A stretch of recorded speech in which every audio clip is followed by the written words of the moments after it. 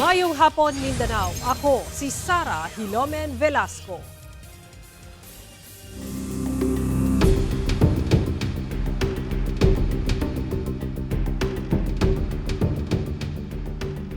Gisugda na karong adlaw ang makasaysayanong impeachment trial batok ang Vice President Sara Duterte.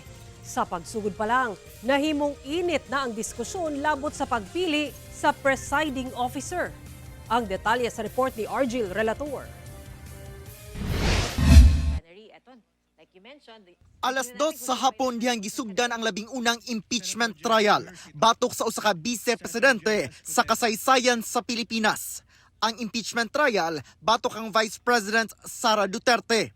Gisugdan kini pinaagi sa paghalad og pag-ampo, dayon gisugdan og roll call. 21 ka mga senador ang present nga nagsilbing senator judges. Sa pahayag ni Senate President Sherwin Gatchalian, gipasalig niya nga ang matag desisyon kay nahisubay sa konstitusyon nga walay ginadapigan. Himuon matud pa nila ang ilang katungdanan nga matinud-anon sa balaod. Pagkakaloban ang magkabilang panig, ang prosekusyon at ang depensa ng sapat at makatarungang pagkakataon upang magharap ng ebidensya, magsuri at magtanong sa mga testigo at mailahad ng buo ang kani-kanilang mga argumento. Sa point of order ni Senator Judge Alan Peter Cayetano, gi-question niya ang pagpili og presiding officer sa Senate Impeachment Court. Gibarugan ni Cayetano nga ang Senate President mao'y mulingkod nga presiding officer. Gisigundahan ang maong punto ni Senator Judge Pia Cayetano. So can the impeachment court disobey the Constitution?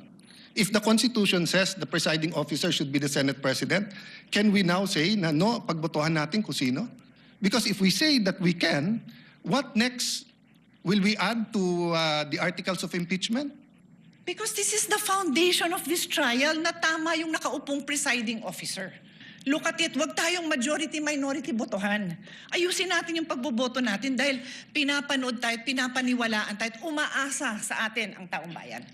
Sumala ni Senator Judge Kiko Pangilinan nga walay giingon sa konstitusyon nga ang Senate President dapat ang mulingkod isip presiding officer. Nowhere in the Constitution, in the provisions on public accountability and impeachment, does it say that the Senate President must preside when the Vice President is under trial or any other impeachable officer. Ginominate si Senator Judge Cheese Escudero isip presiding officer. Sa boto nga 12 ug 8, gipili nga presiding officer sa Senator Judge Escudero. Buta nga gikontra ni Senator Judge Cayetano. Ako si Argil Relator. 1 Mindanao.